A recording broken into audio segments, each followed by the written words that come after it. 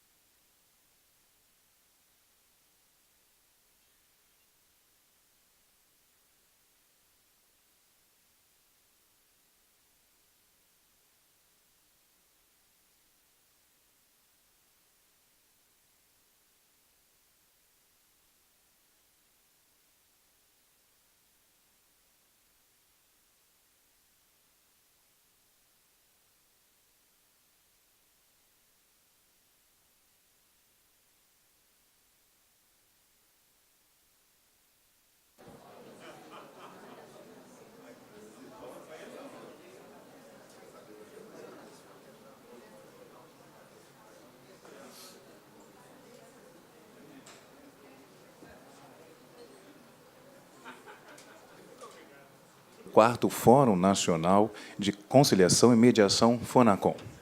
Este evento é uma realização da Associação dos Juízes Federais do Brasil, a JUF. Agradecemos o apoio do Tribunal Regional Federal da 2ª Região, Escola da Magistratura da 2ª Região e aos patrocinadores, Caixa Econômica Federal, Engea e Itaipu Binacional.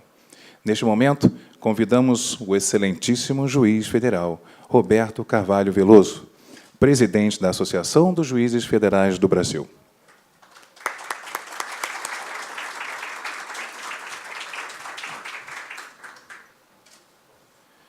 Excelentíssimo ministro Antônio Carlos Ferreira, Superior Tribunal de Justiça.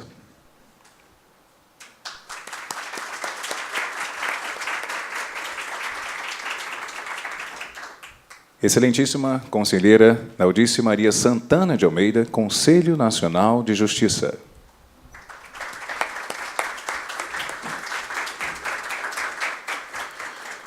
Seguindo o excelentíssimo Juiz Federal Eduardo André Brandão de Brito Fernandes, vice-presidente da JUF na 2ª Região.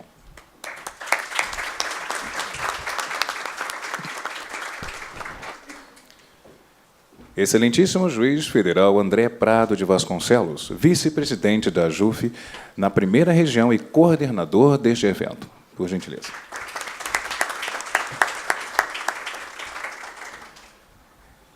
Excelentíssimo Juiz Federal Paulo André Espírito Santo Bonfadini, diretor de comunicação da JUF e coordenador científico deste evento.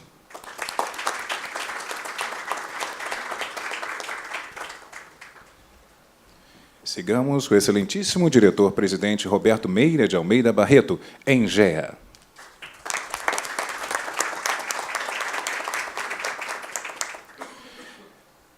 Excelentíssimo diretor jurídico Jailton Zanon da Silveira, Caixa Econômica Federal.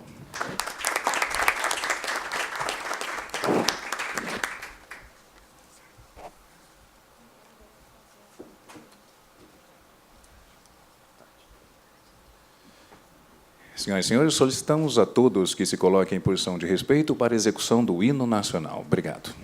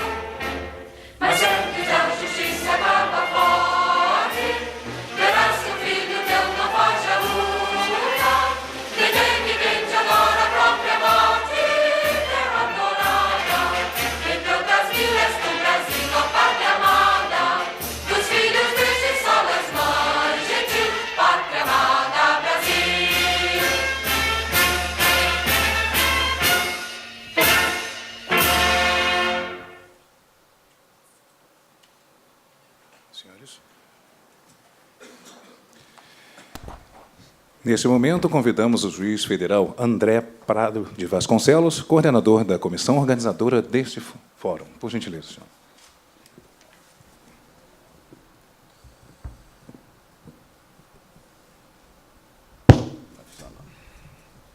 Excelentíssimo senhor juiz federal Roberto Veloso, o digno presidente da Associação de Juízes Federais do Brasil, AJUF, excelentíssimo senhor ministro Antônio Carlos Ferreira, do Superior Tribunal de Justiça, que nos brinda e nos honra com a sua presença hoje aqui, excelentíssima senhora desembargadora federal Daldice Maria Santana de Almeida, ilustre conselheira do Conselho Nacional de Justiça, meu colega de diretoria da AJUF e vice-presidente da 2ª Região, doutor Eduardo André Brandão de Brito Fernandes, meu também colega daqui da 2ª Região, diretor de comunicação da AJUF, doutor Paulo André Espírito Santo Bonfadini, meu caro amigo, companheiro de batalhas, presidente da Engeia, doutor Roberto Meira de Almeida Barreto, e o também muito amigo, conhecido, diretor jurídico da Caixa, doutor Jailton Zanon da Silveira, senhoras e senhores, colegas juízes federais de todo o Brasil que aqui se encontram, muito me honra comparecer aqui hoje, diante de todos. Imagino eu que pela última vez como vice-presidente da AJUF na 1ª Região, em um fórum dessa nossa associação, para trazer algumas palavras a respeito do trabalho da comissão científica, para preparar esse ambiente de discussões que teremos nos próximos 2 dias. Eu poderia iniciar sem mencionar os colegas do Rio de Janeiro, nosso colega vice-presidente Eduardo André, mas, em especial, o doutor Paulo Espírito Santo e a colega Aline Alves, além da equipe de apoio da AJUF, capitaneada pela Sabrina, que tanto se esforçaram para que tudo tivesse em ordem aqui hoje, para que a gente pudesse trabalhar. Além disso, os colegas que tratam das matérias que serão objeto de discussão, a saber, o Jorge Alberto, da 1ª Região, a própria Aline Alves, na 2ª, o Otávio Porte, na 3ª, a Fábia Presser, na 4ª Região, e o Rafael Chalegre, da 5ª Região. De outro lado, eu tenho ainda de mencionar nossos companheiros nessa empreitada, os representantes da Engeia, o Roberto e o doutor Jailton Zanon, aqui já fiz menção. Aliás, é importante ser dito que a história da conciliação e também da mediação, por que não dizer, na Justiça Federal, se confunde com a parceria dessas 2 instituições com a Justiça Federal. Foi a partir das parcerias que esse fenômeno ganhou força dentro da Justiça Federal. Aliás, sei que minha capacidade de sugestão aqui como coordenador científico do evento é bastante limitada, mas eu já adianto, viu, doutor Roberto, que é importante que começamos a pensar na Engeia como responsável pela destinação e venda dos bens apreendidos nas ações penais. É algo que já está sendo gestado no interior da AJUF, mas que os juízes federais precisam tomar conhecimento e, de repente, refletir a esse respeito. E eu falo isso, e aqui eu gostaria de fazer uma menção especial ao colega Rafael Chalegre, da 5ª Região, porque nós temos um grupo que, desculpem a expressão, as autoridades, mas que está literalmente bombando nas redes sociais, aí no WhatsApp, que está tratando das questões referentes à negociação penal. De repente, para esse grupo, discutir-se algo a esse respeito seria muito interessante. As discussões desse fórum, capitaneados principalmente pela EMARF do Rio de Janeiro, pela doutora Aline, pelo doutor Paulo, elas têm um eixo temático centrado na negociação entre as partes.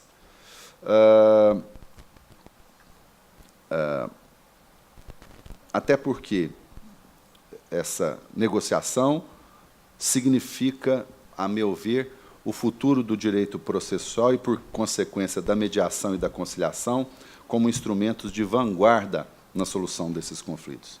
Aliás, num momento em que o país parece estar começando a sair de uma das maiores crises fiscais de sua história, discutir como instar os parceiros a assumir o seu papel na construção da solução dos conflitos é fundamental para construir a adequação da nossa instituição às exigências da modernidade, mormente quando passamos a conviver de maneira mais próxima com, digo mais próxima porque ele já existe, mas nós vamos ter uma redução já para o próximo ano, para o próximo exercício, com o conceito de teto de gastos públicos. Então, instar as partes a inovar, somente no momento de crise, no momento em que a gente tem que trabalhar, fazer mais com menos, é extremamente importante.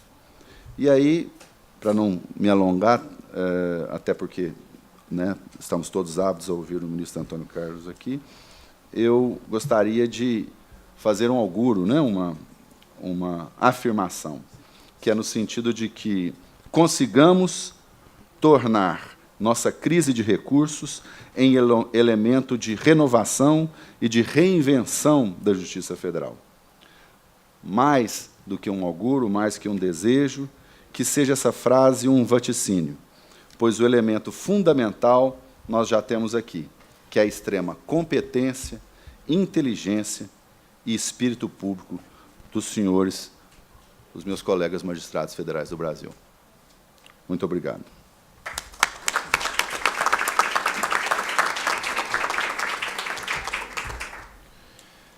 Antes de darmos a palavra ao próximo excelentíssimo, eu gostaria de convidar aqui, por gentileza, ao senhor excelentíssimo desembargador federal Cândido Arthur Medeiros Ribeiro Filho, Primeira Região, para compor a mesa, por gentileza.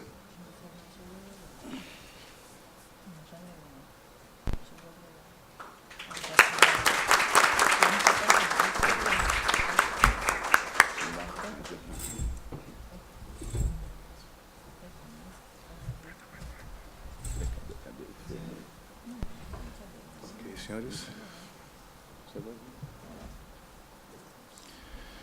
Passamos a palavra ao juiz federal Roberto Carvalho Veloso, presidente da AJUF. Boa tarde a todos. É sempre uma honra. É sempre uma honra. Eu não sei se está ouvindo aí. É sempre uma honra. Está ouvindo? Dá o som? Está ligado? É sempre uma honra para mim presidir a abertura de um fórum da AJUF. E eu gostaria aqui de saudar. Agora sim. Eu não sou o Roberto Carlos, mas gosto do retorno. Ouvir a própria voz. Né?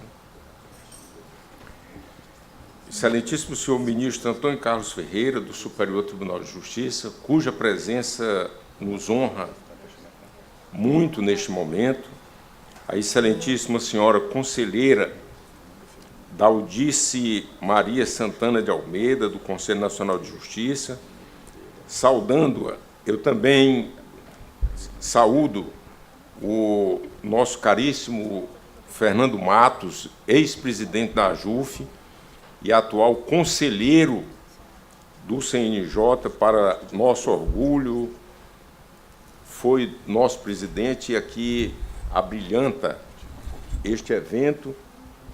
Eu, inclusive, gostaria de convidá-lo a compor a nossa mesa aqui, diretora dos trabalhos, o doutor Fernando Matos.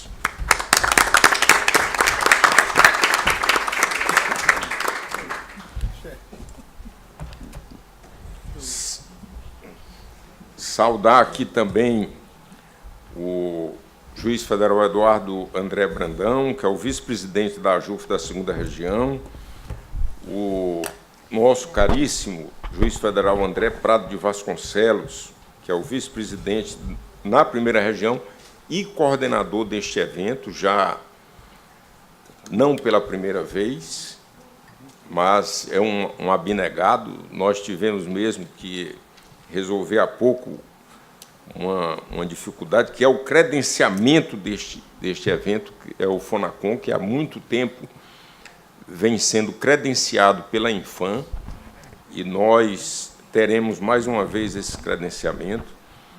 Agradecer também a presença do juiz federal Paulo André Espírito Santo Bonfadini, do excelentíssimo senhor diretor-presidente da INGEA, Roberto Meira de Almeida Barreto. A INGEA que fez uma verdadeira revolução no aspecto da conciliação, que foi a empresa que propiciou, foi instrumento para a solução do grave problema que nós tínhamos, que era o problema da habitação. E o excelentíssimo senhor diretor jurídico, Jailton Zanon da Silveira, que é o diretor jurídico da Caixa Econômica Federal, que tem sido a nossa parceira em todos esses eventos. Saudar também o excelentíssimo senhor desembargador Cândido Ribeiro, que é o coordenador do sistema de conciliação da primeira região. A conciliação, ela hoje está alçada a uma categoria da mais alta relevância pelo nosso Código de Processo Civil, que determina mesmo, no parágrafo 3º do artigo 3º, que os juízes, os membros do Ministério Público, os advogados, as partes, se dediquem à conciliação. E o próprio Código de Processo Civil também determina que os tribunais criem as câmaras, os dispositivos onde se realizem as conciliações e a mediação. Portanto, a importância desse Fórum Nacional de Conciliação e Mediação da AJUF, que nós já fazemos pela 4ª vez. Este fórum ele tem sido uma referência nacional para balizar tanto a ação dos juízes, quanto também das partes envolvidas no processo de conciliação. É evidente que eu não poderia aqui deixar de falar na AJUF, que é a entidade que eu presido. Sou o 17º presidente da AJUF. A AJUF hoje possui mais de 2.000 associados. E a AJUF, ao longo dos anos, aqui nós temos um ex-presidente, que é o Fernando Matos, tem se notabilizado na defesa da independência judicial. Uma das principais características da nossa gestão, que se encerra agora no dia 13 de junho, foi a independência judicial. Mas, além da defesa da independência judicial, nós realizamos muito, e principalmente na abertura da AJUF para as questões sociais. Fizemos um debate sobre a consciência negra no ano de 2017, criamos a Comissão de Mulheres, que tanto tem contribuído para o avanço das ideias dentro da Justiça Federal. Fizemos o 2º seminário da participação da mulher no Judiciário e lançamos, inclusive, um livro em homenagem a essa situação. Realizamos diversas mobilizações e, com a participação dos juízes, com a participação dos colegas, a participação dos colegas ficou tão assentada que, na última eleição, mais de 80% dos associados votaram. Isso é um significado da mobilização dos juízes, da mobilização dos associados à AJUF. E a AJUF, ela só tem crescido em razão disso.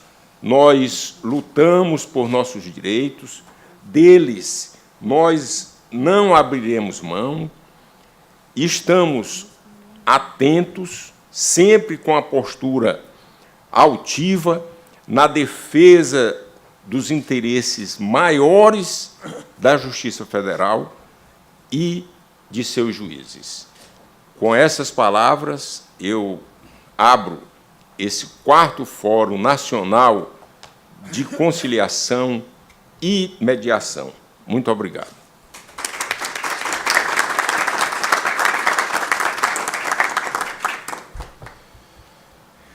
Senhoras e senhores, neste momento, daremos início à programação científica do evento e, para proferir a palestra de abertura, passamos a palavra para o excelentíssimo senhor ministro Antônio Carlos Ferreira.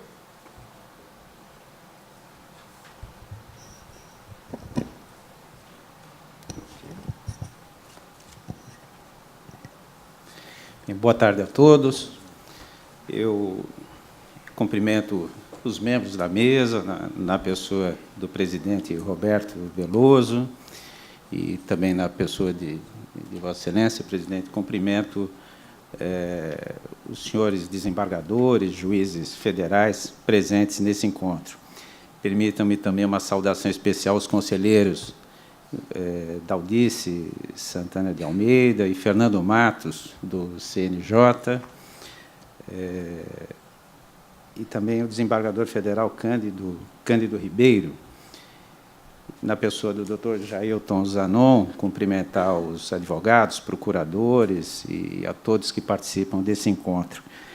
É uma honra participar deste 4º Fórum Nacional da Conciliação e Mediação. Eu pouco me ausento do STJ para atividades externas, dificilmente saio do tribunal.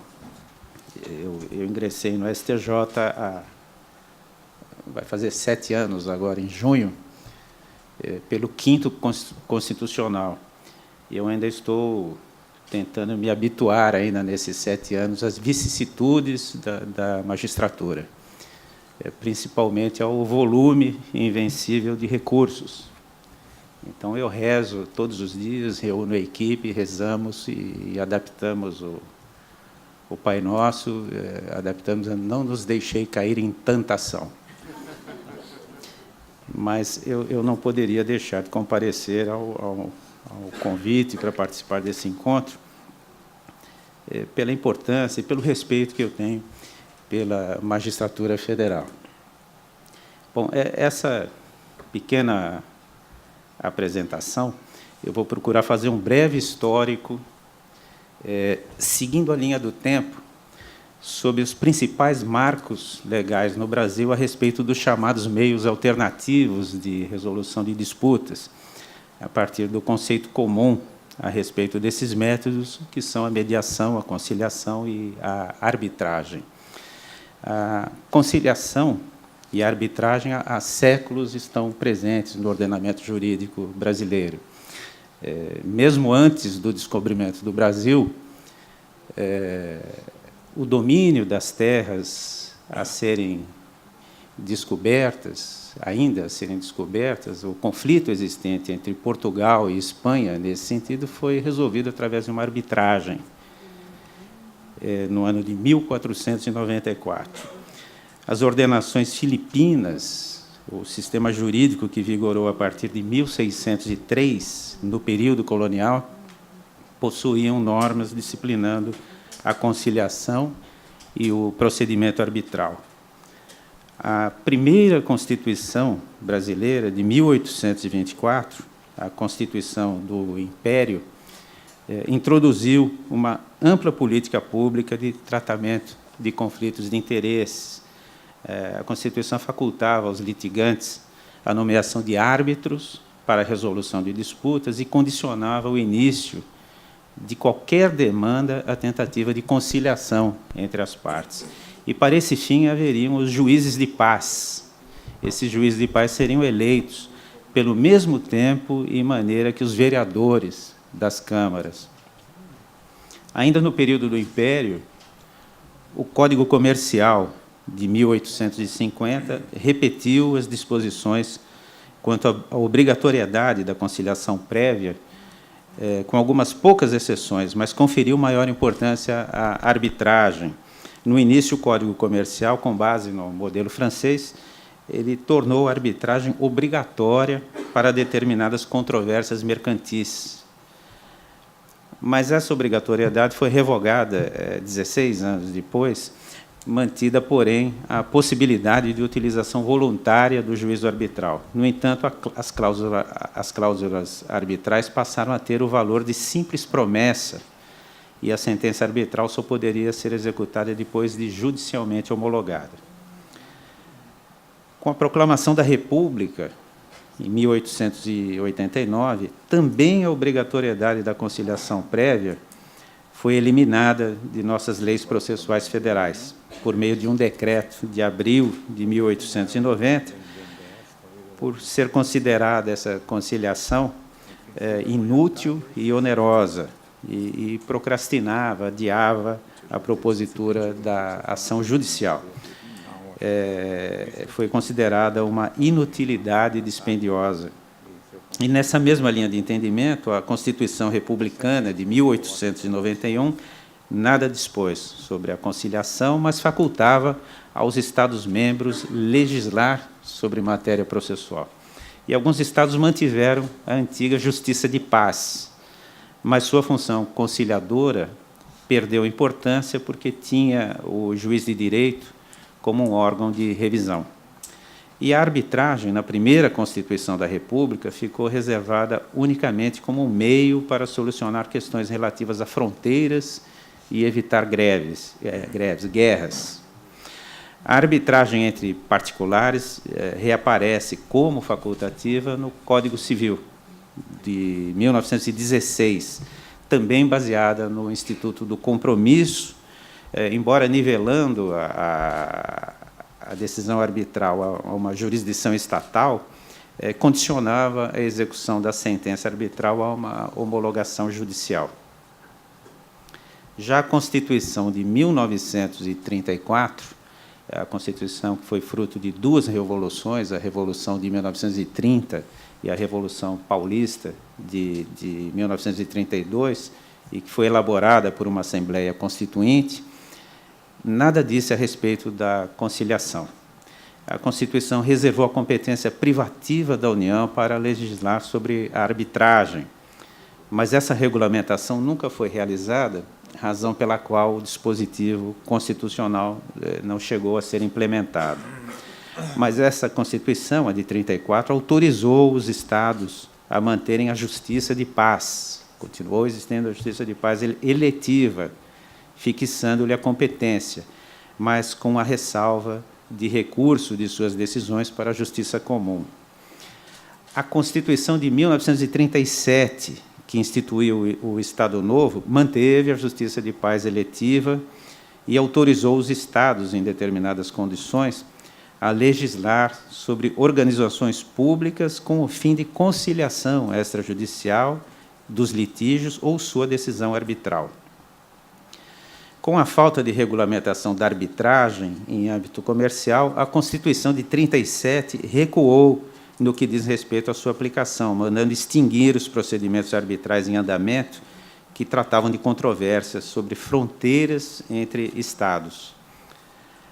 A Constituição de 1946, promulgada depois do regime ditatorial, foi a primeira a incluir no texto constitucional o princípio do monopólio da jurisdição, ou da garantia da inafastabilidade jurisdicional. No parágrafo 4º do artigo 141, dizia: a lei não poderá excluir da apreciação do Poder Judiciário qualquer lesão de direito individual. E alguns doutrinadores afirmam que foi essa disposição, afirmam que essa disposição era uma reação contra as restrições impostas aos tribunais sob o governo ditatorial de Getúlio Vargas. Esse princípio do monopólio da jurisdição não visava diretamente prejudicar a arbitragem ou a conciliação. A Constituição de 46 também acrescentou as atribuições do juiz de paz à habilitação e celebração de casamentos, e foi a partir daí que passou a prevalecer essa função do juiz de paz, dos juízes de paz que passaram a ser conhecidos como juízes de casamento. E a atividade conciliatória passou a ser exercida basicamente pelos juízes togados. Também nesse período surgiram vários questionamentos acerca da validade da arbitragem, sob o argumento de que, ao se submeter a esse instituto jurídico, as partes estariam renunciando ao poder judiciário. Porém, nessa época, os laudos arbitrais eram submetidos à homologação do judiciário. Assim, esse argumento não prosperou, uma vez que era possível rever as decisões arbitrais por ocasião de sua homologação, o que assegurava a utilização da jurisdição estatal, mesmo quando a arbitragem era empregada. As constituições seguintes, de 1967 e de 1969, ambas do período do regime militar, não dedicaram dispositivos sobre a arbitragem, a não ser na esfera internacional. Por isso, houve discussões acerca do Instituto, se teria sido ou não suprimido do ordenamento jurídico brasileiro. Contudo, nos anos de 1969 e 1973, o Supremo Tribunal Federal se posicionou a favor da arbitragem, aceitando que até o Estado poderia utilizá-la. Quanto aos códigos de processo civil, o Código de 39, o Código de 39 unificou todo o processo civil no país. Até então, a arbitragem estava incluída em diversos códigos processuais de cada estado da federação. O Código de 39 dedicou o livro 9 à arbitragem, sob o título do juízo arbitral, porém sem grandes avanços, omitindo-se a respeito da conciliação. Posteriormente, ao Código Civil foi aprovada, no ano de 1943, a Consolidação das Leis do Trabalho, a CLT, criando as juntas de conciliação e julgamento, dando ênfase à atividade conciliatória em todos os litígios submetidos à Justiça do Trabalho. Em 1973, foi sancionado um novo código, o novo Código de Processo Civil, o conhecido Código Buzaide. E nesse novo código, a conciliação era tratada em uma seção própria, com 3 artigos, determinando que, na primeira audiência de instrução e julgamento, e antes de iniciar a instrução, o juiz tentará conciliar as partes, e que, chegando a um acordo, o respectivo termo valeria como sentença. Em substituição às regras processuais sobre a arbitragem, estabelecidas pelo Código de 39, o novo Código separou um capítulo inteiro, contendo 31 artigos, para tratar do juízo arbitral, repetindo e complementando disposições do Código Civil de 16. Mas o Código de 73, em alguns poucos aspectos, foi inovador em relação à arbitragem e não superou obstáculos, como, por exemplo, a necessidade de homologação que o laudo arbitral para que o laudo arbitral produzisse os mesmos efeitos da sentença estatal, o que destruía as vantagens oferecidas pela arbitragem. Assim, embora diversos dispositivos de lei contemplassem a conciliação e a arbitragem, os procedimentos ou homologação ficavam sempre a cargo de um juiz. Por esse breve histórico, vê-se que as normas vigentes até então não representavam estímulo algum à resolução extrajudicial de conflitos, pois os procedimentos de homologação do resultado ficavam sempre sob a responsabilidade de um juiz. E foi esse cenário que fez prevalecer no Brasil o incentivo à cultura da sentença como única maneira de solucionar as disputas, do que resultou a conhecida explosão da litigiosidade na sociedade brasileira. Essa visão, no entanto, veio se desfazendo ao longo do tempo, com o crescimento das soluções alternativas. Foi a partir da década de 80 que os mecanismos de acesso à justiça passaram a ser repensados sob os influxos do projeto Florença. Em 1982, por iniciativa de alguns juízes e do Poder Judiciário, começaram a ser instalados conselhos de conciliação para solucionar pequenas causas. Desses conselhos resultaram os juizados informais de pequenas causas. Posteriormente, os juizados especiais de pequenas causas, e depois substituídos pelos atuais juizados especiais cíveis e criminais. E, a partir daí, vocês conhecem muito bem a história. Esse sistema de juizado mostrou-se tão eficiente que a Constituição de 88, reconhecendo os efetivos resultados do sistema de juizados, tratou expressamente da criação dos juizados especiais para a conciliação e o julgamento das ações cíveis de menor complexidade e das ações penais de menor potencial ofensivo. Podemos dizer que a Constituição de 88 ampliou a noção de acesso à justiça. A Constituição também tentou resgatar o papel da justiça de paz, eleita pelo voto direto, com mandato de 4 anos e competência para celebrar casamentos e exercer atividade conciliatória. Alguns estados chegaram a criar leis sobre o assunto, mas nenhum promoveu eleição, tendo em vista a ausência de normatização a respeito. Existe, a propósito, uma resolução do CNJ de 2008, recomendando aos tribunais de justiça encaminharem ao Legislativo projetos de lei a respeito, mas nenhum deles realizou eleições. E há também uma ação direta de inconstitucionalidade por omissão, a ADO 39, requerendo que os estados criem previsão legal para a eleição ao cargo de juiz de paz. Na década de 90, houve um expressivo aumento na busca dos meios diferenciados de composição de conflitos e modelos de justiça simplificada. Dentre as iniciativas com tendência conciliatória, merece destaque a Lei 9.099, de 95, que instituiu juizados especiais cíveis estaduais. Bem, o princípio da razoável duração do processo está previsto na Convenção Americana de Direitos Humanos, o Pacto de São José da Costa Rica, do qual o Brasil é signatário, cuja vigência no ordenamento jurídico brasileiro data de 1992. E, nesse sentido, desde 1992, realizam-se diversas alterações na lei processual brasileira. Algumas reformas pontuais foram introduzidas no Código de Processo Civil, de 73, como a Lei 8.952, de 94, a Lei 9.245, de 95, dando especial ênfase à conciliação.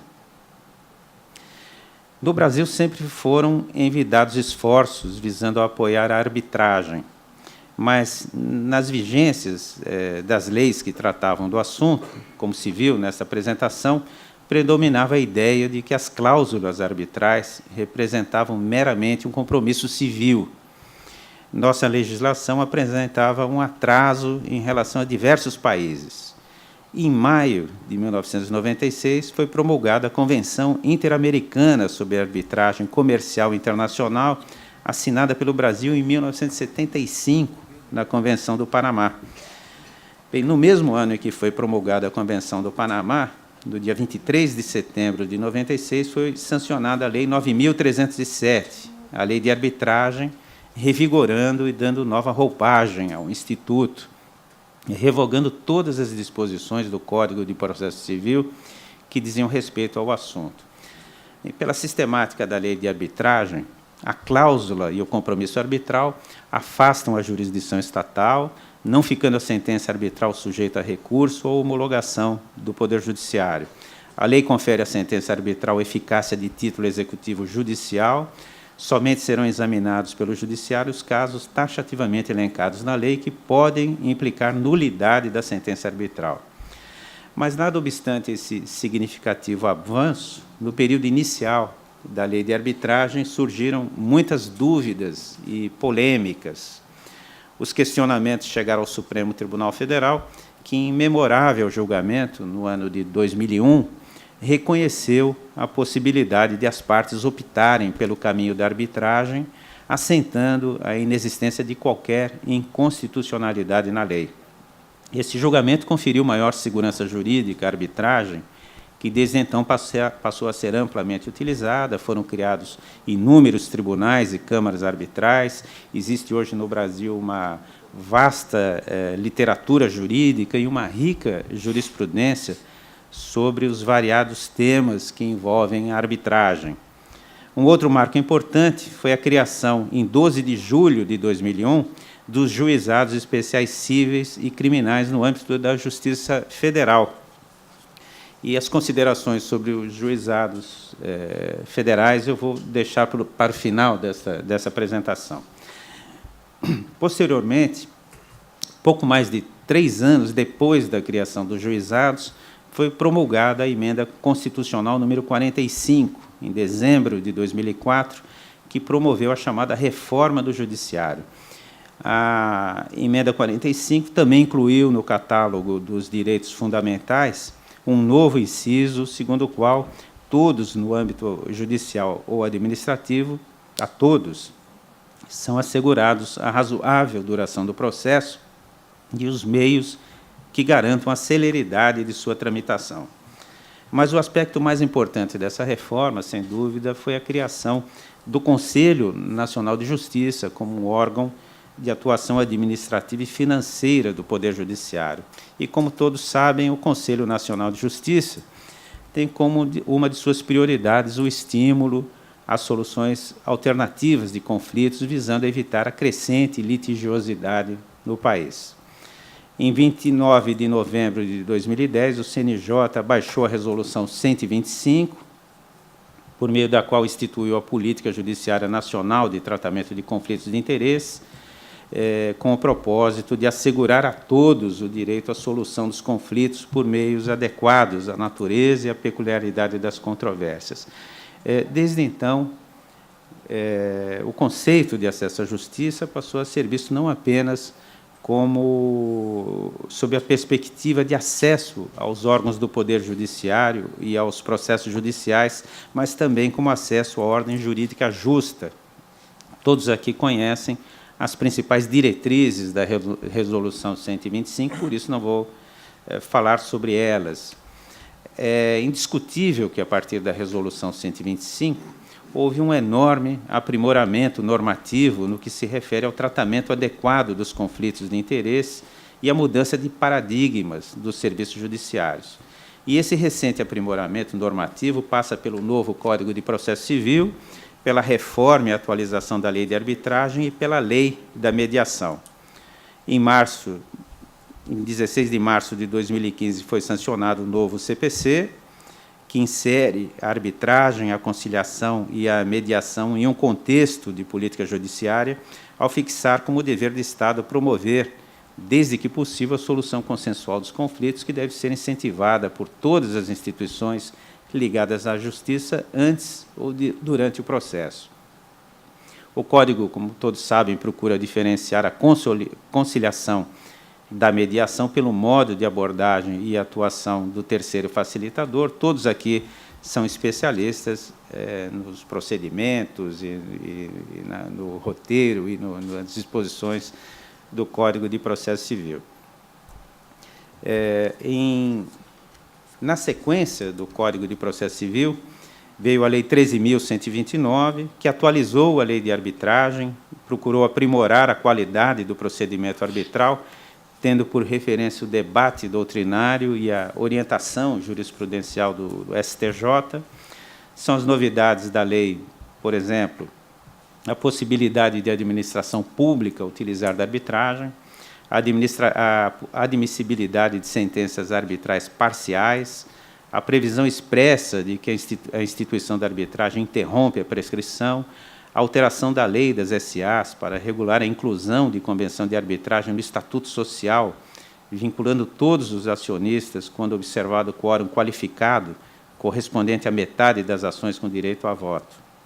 Além disso, a nova lei acrescentou dispositivos à lei de arbitragem relativos a medidas cautelares de urgência, bem como criou a Carta Arbitral, instrumento por meio do qual os árbitros poderão requerer a colaboração do Poder Judiciário em medidas que necessitem de atos coercitivos, como, por exemplo, o cumprimento de tutelas emergenciais. Também, na sequência, em 26 de julho de 2015, foi sancionada a Lei 13.140, que regulamenta a mediação entre particulares como meio de solução de controvérsias e autocomposição de conflitos no âmbito da administração pública. A nova lei repete preceitos do novo CPC e traz algumas novidades também do amplo conhecimento dos senhores. Bem, voltando aos juizados especiais federais criados em 2001. Coincidentemente, um mês antes da criação dos juizados especiais, foi criada a Engeia, que é uma empresa pública não financeira. E eu vou pedir licença ao presidente da Engeia para falar um pouquinho da Engeia, sobre a empresa gestora de ativos, criada em junho de 2001 para adquirir e reestruturar contratos de instituições financeiras federais, especialmente no começo de sua atuação, créditos imobiliários da Caixa Econômica Federal. Num primeiro momento, a Engeia adquiriu da Caixa cerca de 1.200.000 contratos habitacionais em desequilíbrio. Eu penso que a criação da Engeia e dos juizados federais foram as primeiras e, talvez, principais iniciativas que viabilizaram a difusão da cultura da conciliação na esfera da Justiça Federal e das instituições públicas. A criação quase simultânea da Engeia e dos juizados federais, ao meu ver, era o universo conspirando a favor. Com a criação da Engeia, houve o reconhecimento das distorções insanáveis que continham grande parte dos financiamentos habitacionais e de que, quanto mais se adiava a solução do problema, maior seria o prejuízo da União Federal. A Engeia, cumprindo sua missão institucional e com a flexibilidade que lhe permitia sua natureza jurídica, passou a reestruturar os contratos do SFH, examinando a possibilidade de oferecer descontos aos mutuários. Enquanto isso, em 2002, nascia em Maringá, no Paraná, com o juiz Erivaldo Ribeiro dos Santos, conhecido de todos nós, a ideia da conciliação no âmbito do SFH, exatamente pela dificuldade de sentenciar esses casos. Ele pediu uma reunião com a recém-criada Engeia para saber que tipo de proposta de acordo a empresa poderia oferecer aos mutuários para um possível mutirão conciliatório. E as primeiras audiências aconteceram em setembro de 2002, com elevado índice de sucesso. Logo que tomou posse na presidência do Tribunal Regional Federal da 4ª Região, o desembargador federal, hoje aposentado, Vladimir Passos de Freitas, manteve, também conhecido de todos nós, manteve inúmeros contatos com a Engeia e com a Caixa, e apoiou com entusiasmo o projeto e passou a difundir a ideia para os demais tribunais, ideia que acabou ganhando a amplitude que possui hoje. A Caixa e a Engeia foram as primeiras protagonistas desse projeto. A Caixa, após uma ampla depuração de seu acervo de processo, aderiu com entusiasmo ao programa de conciliação. Eu tenho a impressão que a Engeia e a Caixa foram as pioneiras nesse processo. Convém registrar que a implantação da cultura da conciliação não foi simples.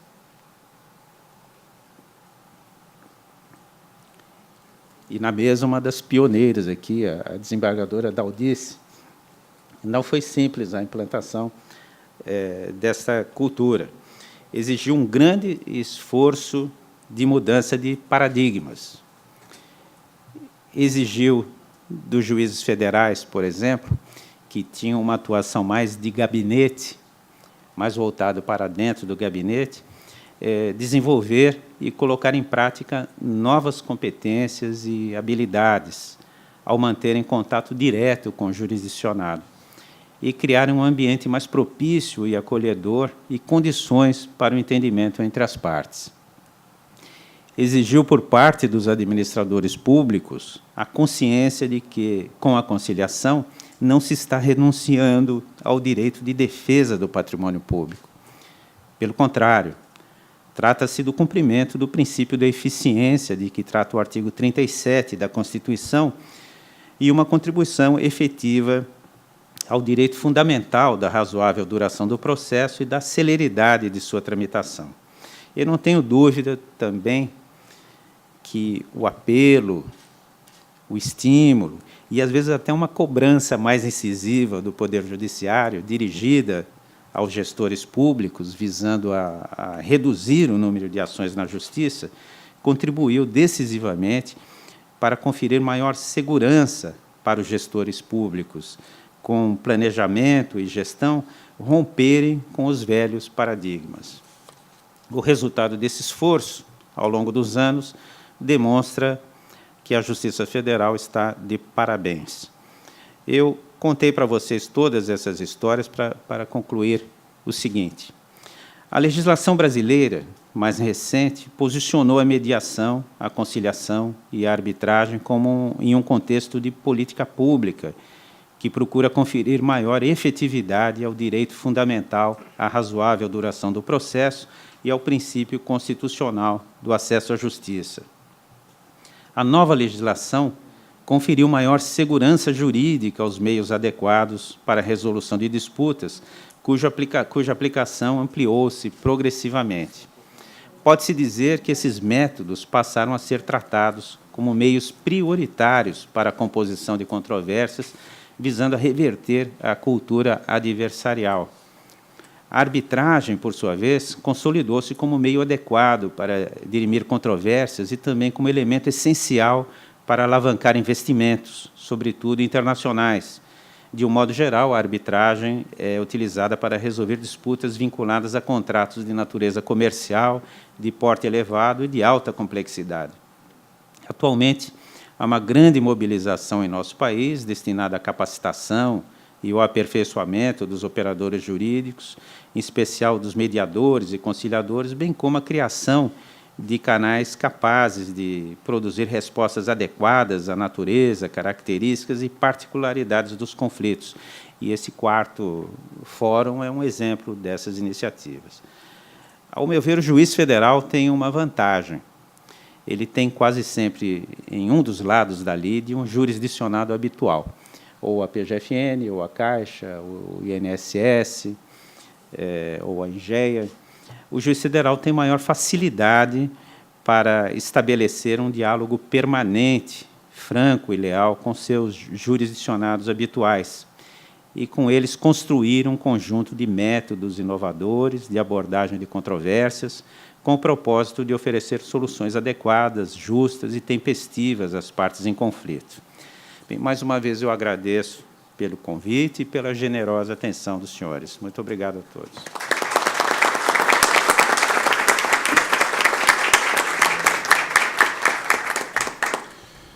Bom, senhoras e senhores, agradecemos ao palestrante e convido o presidente da AJUF, Roberto Carvalho Veloso, para a entrega da homenagem. Por gentileza, senhor.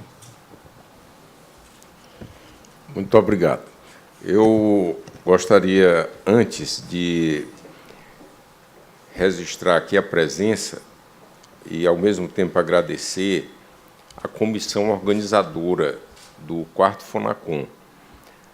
Uma das características e uma das funções da AJUF que ela tem desempenhado é a unidade da Justiça Federal. Essa comissão que organiza o 4º FONACOM é expressão disso. Nesta comissão nós temos colegas de todas as regiões. Gostaria aqui de citar a colega Aline Alves de Melo Miranda Araújo, que é aqui da 2ª região, o colega André Prado de Vasconcelos, da 1ª região, a conselheira Daldice Maria Santana de Almeida, da 3ª região e também do Conselho Nacional de Justiça, Eurico Maiolino, da 3ª região, Fábia Souza Précia, da 4ª região, Gisele Maria da Silva Araújo Leite, da 5ª região, Jorge Alberto Araújo, da 1ª região, José Marcos Lunardelli, da 3ª região, Júlio Rodrigues Coelho Neto, da 5ª região, Natália dos Santos, da 2ª região, Otávio Porte, da 3ª região, Paulo André Bonfadini, da 2ª região, Rafael Chalegre, da 5ª região. E também, com prazer, registramos a presença do desembargador Rogério Favreto, que é coordenador do Gabinete de Conciliação da 4ª região. Agora passaremos a uma homenagem, a uma pequena homenagem diante de tudo que o ministro Antônio Carlos Ferreira representa para a AJUF. Eu assim, tenho uma lembrança muito gratificante do ministro, que foi quando eu ia assumir a presidência da AJUF, e nós fomos entregar os convites. E um dos convites foi para o ministro Antônio Carlos Ferreira. E ele gentilmente nos recebeu e agradeceu o convite, e uma expressão dele me marcou até hoje, nunca me esqueci. Ele disse: eu sou da AJUF. Então, essa expressão do ministro Antônio Carlos Ferreira é uma expressão de muita simpatia para todos nós, porque ele está no Superior Tribunal de Justiça desde 2011, e ele ainda me disse mais. Vou fazer uma inconfidência aqui, ministro. O ministro disse: eu vim para o STJ para ser associado da AJUF. Então, por isso é que eu digo que a homenagem ela é pequena diante do que o ministro representa. Ele está no STJ desde junho de 2011, ingressou pelo 5º Constitucional na vaga destinada à advocacia, foi ouvidor do tribunal no período de fevereiro de 2015 a fevereiro de 2016, integra a 2ª sessão e a 4ª turma, da qual é presidente, foi advogado de carreira da Caixa Econômica Federal por mais de 27 anos, exercendo por quase 8 anos o cargo de diretor jurídico da instituição. Na diretoria jurídica da Caixa, implementou métodos de gestão do acervo contencioso do banco, em que se destaca a prática permanente da conciliação e da desistência, e não interposição de recursos em situações específicas, que permitiram, naquele período, a extinção de aproximadamente 2.500.000 ações. Por tudo isso, a nossa homenagem que nós prestamos hoje, que a AJUF presta ao ministro Antônio Carlos Ferreira. E nós gostaríamos que o conselheiro do Conselho Nacional de Justiça, Fernando Matos, entregasse a placa a ele.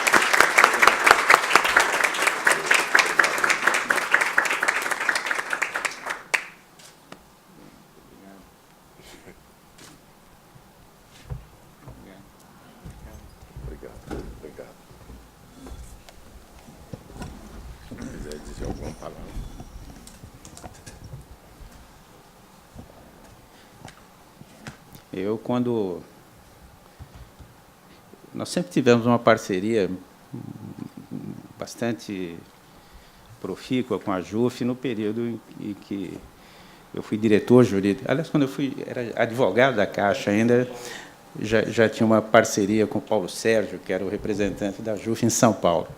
Em 2003, eu assumi a diretoria jurídica da Caixa. O Jailton era o chefe do jurídico daqui do Rio, foi comigo, eu era chefe do jurídico de São Paulo, foi comigo para Brasília, e uma das prioridades nossas era sempre estar juntos com a AJUF. E como eu mencionei aqui, não foi fácil implementar a conciliação. Tínhamos muito... Aliás, para ser justo, nós desenvolvemos, no começo, um plano de ação, e o Jailton foi quem primeiro falou. A gente não chamava de conciliação, nem de mediação, a gente falou assim, tem que fazer acordo. Tem que reduzir o volume do processo, vamos fazer acordo, vamos fazer acordo. E tínhamos muitos questionamentos por parte do Ministério Público, por parte dos próprios gestores, né? E, sem dúvida nenhuma, um dos principais aspectos que contribuiu para viabilizar o programa foi a AJUF, foi o apoio que recebemos da AJUF. Na época, o Paulo Sérgio, presidente da AJUF, nós nos sentávamos, às vezes, para conversar, eu falava dos planos do jurídico, e ele incentivava e fazia comentários fora. Então, às vezes, muito mais importante do que a crítica, que também é necessária, o elogio ajuda bastante. Eu dizia que era como uma criança, né? Se uma criança desenha, se você critica, ela vai aceitar, mas se ela desenha bem, como você desenha bem, parece que aumenta o compromisso de desenhar melhor, né? Então, aquilo que elogia, parece que a gente tem um compromisso de melhorar e manter. Então, o elogio da AJUF ao nosso trabalho e a ação da AJUF contribuiu para o resultado. Eu mencionei aqui que a cobrança também foi muito importante para viabilizar. Então, essa minha parceria da AJUF me causava também, eu vendo juízes federais participando ativamente da AJUF, eu tinha um pouquinho de inveja. Eu falei, poxa, eu não sou associado da AJUF, né? Vocês me admitiam lá. Não é? Então, eu brinquei, perguntaram, por que você quer ser juiz, quando eu me inscrevi ao 5º? Eu falei, para poder me associar à AJUF. Né? Mas eu agradeço essa homenagem. Certamente a AJUF utilizou aí uma poderosa lente de aumento para enxergar em mim os méritos para receber essa homenagem. Essa homenagem muito me honra, recebo comovido a homenagem, e essa homenagem me obriga, isso muito me alegra, a cada vez mais poder procurar corresponder a essa confiança da magistratura federal e que possamos, juntos com o nosso trabalho, construir um país que seja verdadeiramente melhor para todos. Eu sou muito grato a todos vocês. Obrigado.